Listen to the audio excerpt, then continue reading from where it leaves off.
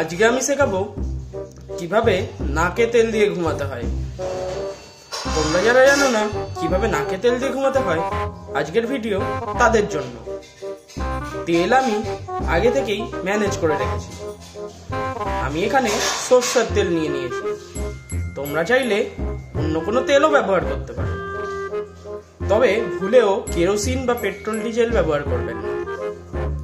হ্যাঁ, আপনি নারকেল তেল ব্যবহার করতে পারেন, সরষের তেল ব্যবহার করতে পারেন। এমনি আপনার যদি অয়েলি স্কিন হয় তাহলে সেই তেল এনেও ব্যবহার করতে পারেন, খরচা বেঁচে যাবে। যেহেতু আমার খরচা বাঁচানোর প্ল্যান নাই, তাই এখানে আমি সরষের তেল নিয়ে আনিছি। প্রথমে তেলের ঢাকনাটা খুলতে হবে, ঠিক এইভাবে। এবারে তেল এইভাবে ঢালা যাবে। তেল তোলার জন্য, নাকে তেল দেওয়ার জন্য বিশেষ করে এইভাবে তেল তুলতে হবে, ঠিক এইভাবে।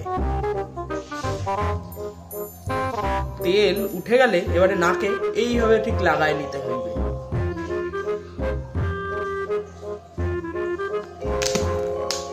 আমার নাকে তেল দেওয়া কমপ্লিট। এবারে ঘুমোতে হবে, ঠিক এইভাবে।